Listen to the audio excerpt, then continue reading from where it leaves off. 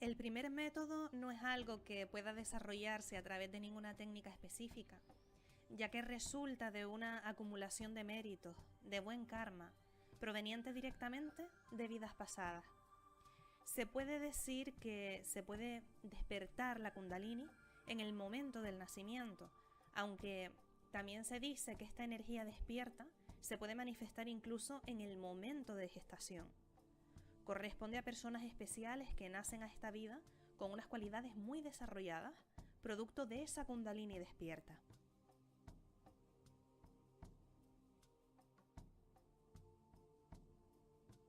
Un método seguro y poderoso, pero que requiere de una disciplina y paciencia, es la de recitación regular de un mantra, porque necesita una repetición de miles, millones de ese mantra.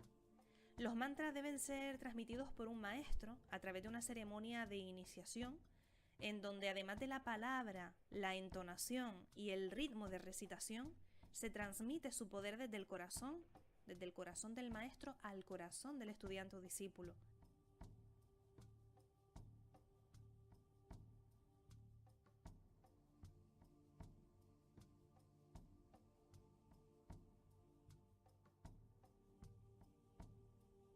Otra forma es a través de prácticas de concentración y meditación profunda, que es un proceso que requiere tiempo, mucha paciencia y disciplina por la gran dificultad que entraña y que lleva paulatinamente a un desprendimiento de todos los bloqueos kármicos y energéticos hasta llegar a despertar la Kundalini.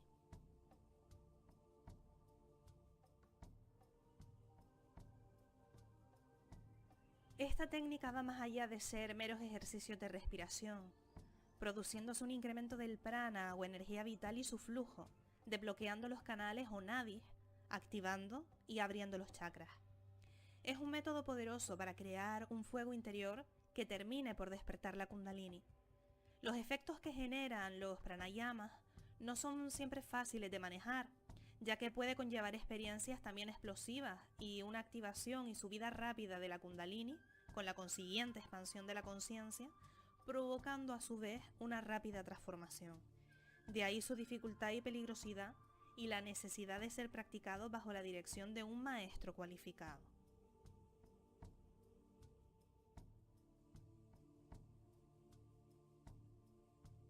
Este es un método no explosivo que nos conduce a experiencias controladas de despertar la Kundalini, una técnica más manejable y fácil para situaciones en las que el cambio y la transformación deban realizarse poco a poco, con una toma de conciencia antes y durante el proceso de despertar y cambio interior.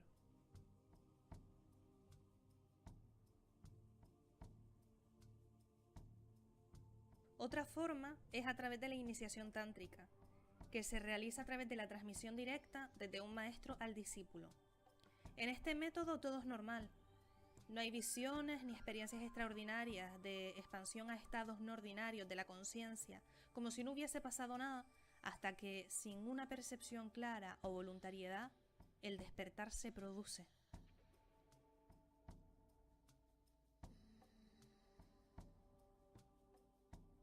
Este es un método complicado para la mentalidad occidental. Aceptar y al mismo tiempo entregarse, rendirse a la creencia de la existencia de la Kundalini y que surgirá y se despertará cuando tenga que ser y cuando interiormente y de verdad estemos preparados o, de acuerdo a las tradiciones orientales, cuando fructifique el karma para ello.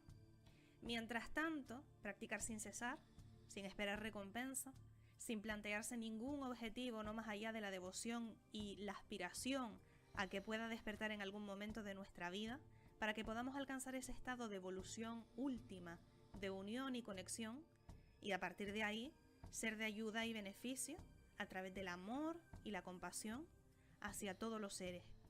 Y si no pudiese ser en esta vida, no desistir con la certeza y creencia que estaremos sembrando para la siguiente. El el camino que nos asusta es el correcto.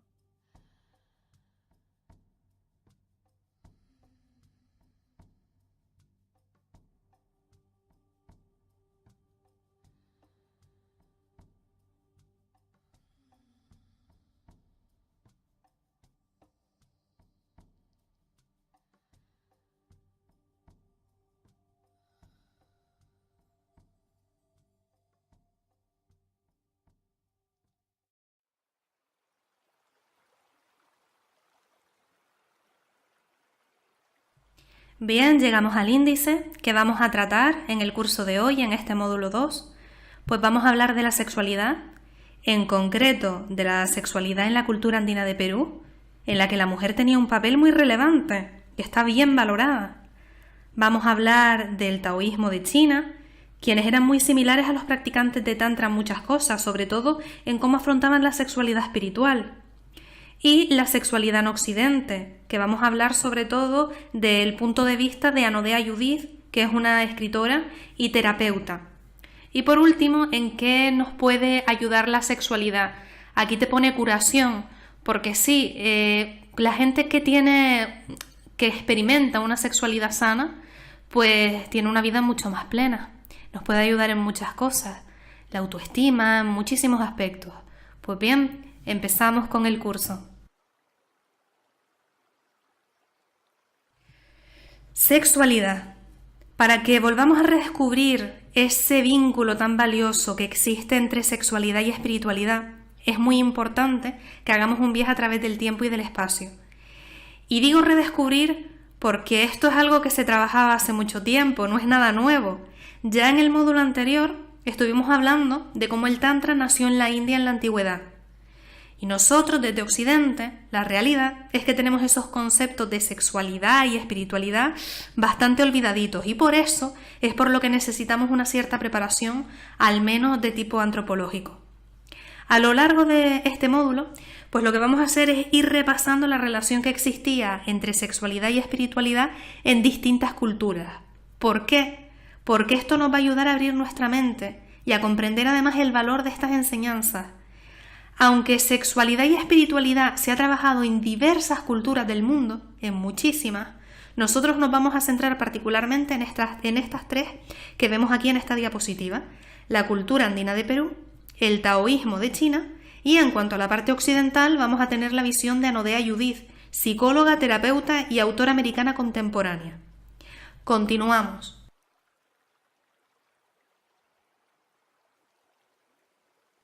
Comenzamos con el pueblo andino de Perú, que son los descendientes directos de los antiguos incas.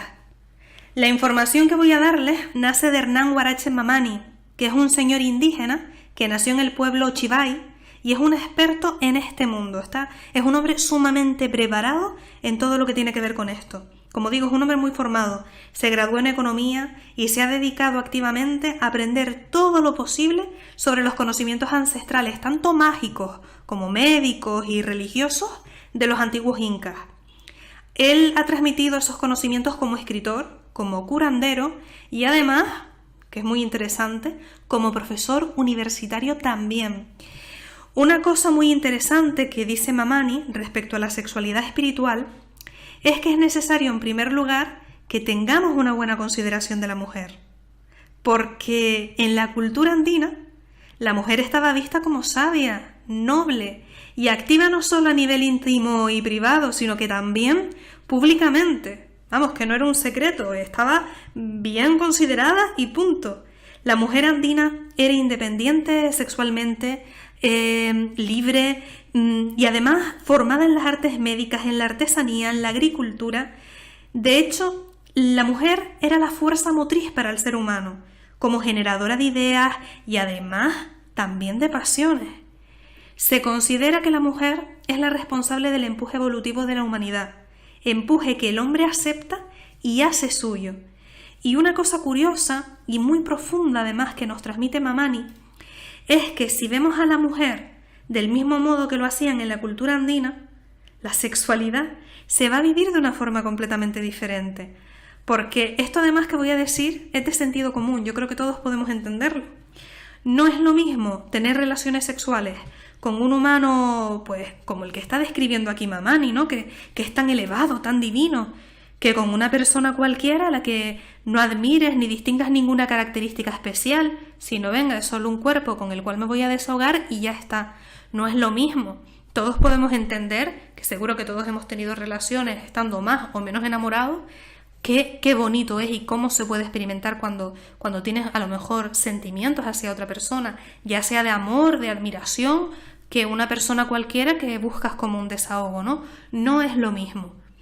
Pues bien, continuamos.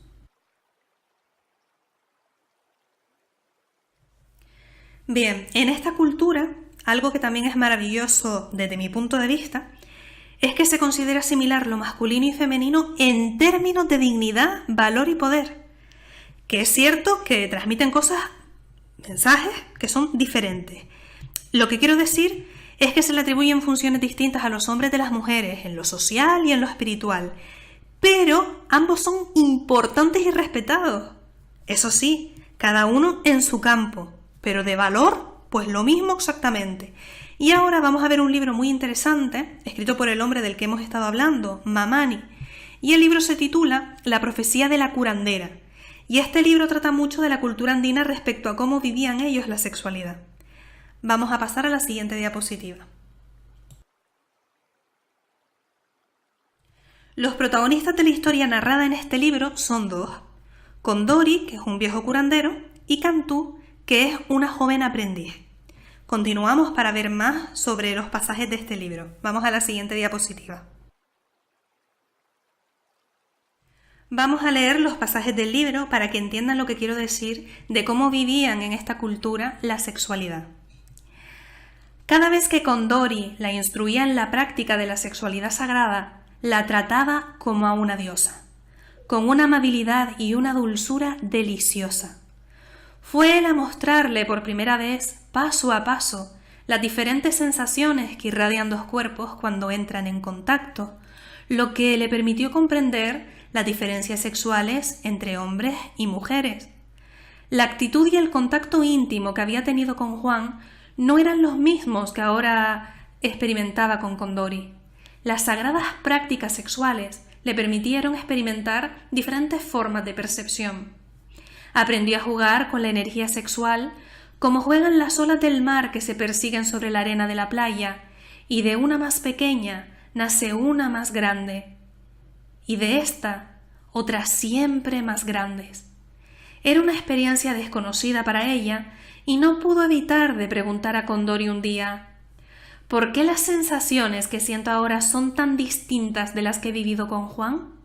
¿Continuamos? Porque todo lo que has vivido con Juan se reducía solo a la búsqueda del placer, le respondió. Nosotros no nos movemos en esa dirección. Estamos trabajando en la contemplación y la percepción de ese mismo placer. Sé siempre una observadora de tu cuerpo y descubrirás que es como un sofisticado instrumento musical con el que un músico, según su habilidad, puede conseguir auténticas sinfonías, acordes o simples sonidos.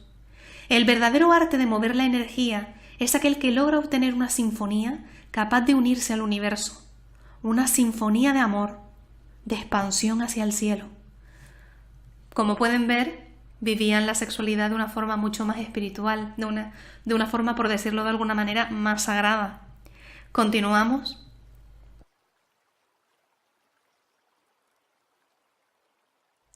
Los taoístas.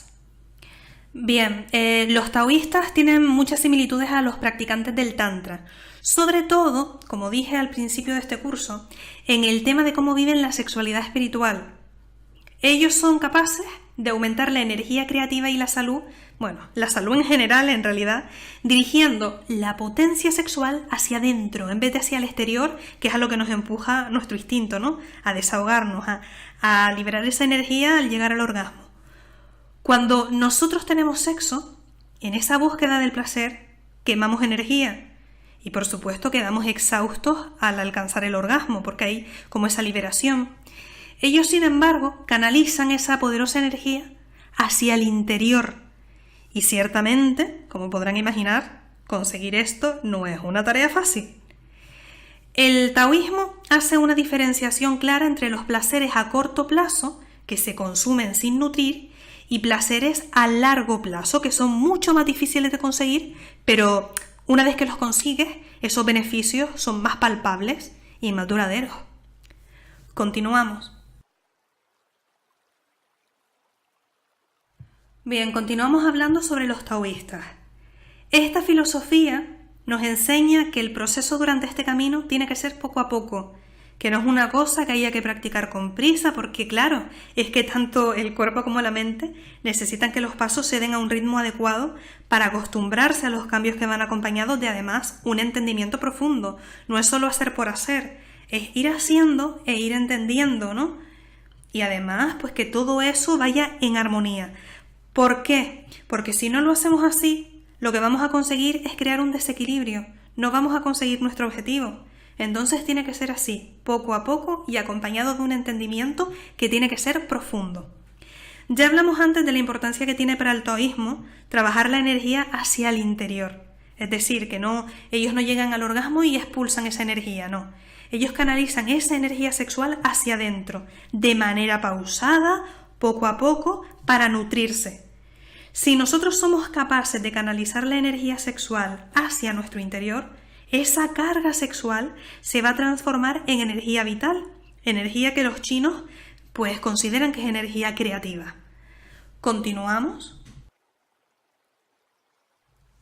Bien, otra enseñanza básica que viene del taoísmo se refiere a los 3 principales niveles de amor y por lo tanto también de la relación sexual. Nivel físico, nivel emocional, nivel espiritual. El taoísmo nos dice claramente que recorrer el camino de la sexualidad coincide con constantes y precisos ejercicios para el cuerpo, para la respiración y la mente. Quiero decir que no se puede pensar en experimentar este tipo de sexualidad sin recibir el aprendizaje correcto, que esto tiene que ser algo que se debe trabajar poco a poco, porque de esta forma vamos a asimilar bien los conceptos y sencillamente, si no lo hacemos así, pues no lo estamos haciendo bien. Es así de simple, es así de dramático.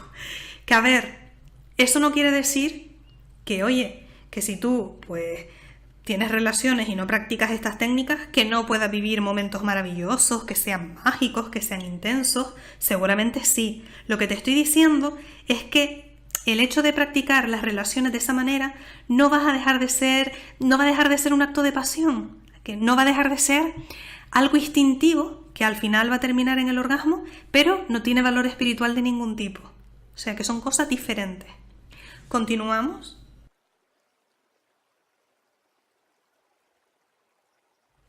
La sexualidad en Occidente. Bien, Anodea Judith es una escritora y una terapeuta americana. Ella está especializada en la sexualidad y la conexión que tiene con una fuerza poderosa que en la cultura occidental está simbolizada por el dios Eros. ¿Por qué? Pues bien, miren, Eros se supone que está vivo en todos los aspectos de nuestra existencia. Está en el olor de los alimentos que estamos cocinando, está en los colores maravillosos que puedan salir de una puesta de sol, está en comer un helado en un día caluroso, ¿no? Esos enormes placeres. Eros necesita ser parte de nuestra experiencia. ¿Por qué? Porque tiene que ser honrado como el poderoso Dios que es. Continuamos, pasamos a la siguiente diapositiva.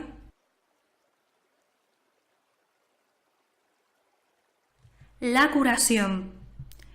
Todas las personas viven en algún momento de sus vidas alguna situación que hacen que sea difícil disfrutar plenamente de las relaciones sexuales. Puede ser sensación de vergüenza, pueden ser sentimientos de culpa por lo que sea, tabúes, bloqueos mentales, porque bueno, la realidad es que tenemos un rodaje ya desde la antigüedad en la que la sexualidad se ve como algo sucio, como un pecado, ¿no? Sobre todo en Occidente. Entonces, borrar todo esto es muy difícil de un día para otro, porque digo, ya no es un rodaje nuestro como seres humanos, sino es un rodaje que tenemos de tiempo atrás como raza humana, o sea, que es un karma antiguo. Entonces, esto tiene que ver con el abandono y el control, tiene que ver entre yo y el otro, entre establecer y eliminar límites, entre el crecimiento de nuestra energía y el intercambio del amor. Para llegar a la curación sexual como tal, no debemos enfocarnos únicamente en lo que hacemos en la cama, sino que tiene que ver también mucho con el cómo vivimos la vida. Es muy importante para que podamos disfrutar del sexo plenamente, que cuando estemos en ello, cuando estemos ahí en plena faena, que hagamos el amor con nuestros ojos, con las orejas, con la nariz, centrarnos en nuestros sentidos, disfrutar del tacto, la piel, que suave o que áspera, o el olor, ay, qué dulce, qué almizclado, centrarte, ¿no?, en todas esas sensaciones. Y yo sé que puede parecer muy simple, que a lo mejor tú dices, oye, pues es una tontería, ¿no? Eso yo ya lo hago, pero no. Prueben en estar más centrados, en cómo ven, en cómo sienten la piel del otro, cómo huele, y van a ver que la experiencia es distinta, es mucho más gratificante, porque estás viviendo el momento, estás más concentrado en el presente. Y de esa forma, el sexo no es algo mecánico, sino que se convierte en algo más. Y para ser buenos amantes debemos poseer confianza, evidentemente, paciencia, habilidad, lógicamente, pero todas esas cosas podemos mejorarlas con conciencia y, por supuesto, con práctica. Cuando la pareja cae en la rutina y mantiene relaciones de manera mecánica, pues es el momento de que paremos y pensemos, oye, ¿qué está sintiendo? ¿En qué puedo ayudarle? Porque el sexo tiene mucha importancia también en un terreno emocional, porque desde ahí pueden surgir emociones muy profundas. Por eso es tan importante cuando hablamos precisamente de curación. Se dice que la curación sexual reporta lo sagrado en el acto sexual. Y voy a terminar con esta frase que me parece muy bonita. La curación sexual es una adoración mutua de lo divino que hay dentro de nosotros. Una restauración de la unidad entre el desarrollo del placer y el alimento del alma. Pues bien, con esto terminamos el módulo de hoy y a continuación aparecerá una pantalla con nuestra forma de contacto. Un abrazo y hasta pronto. Nos vemos en el módulo 3.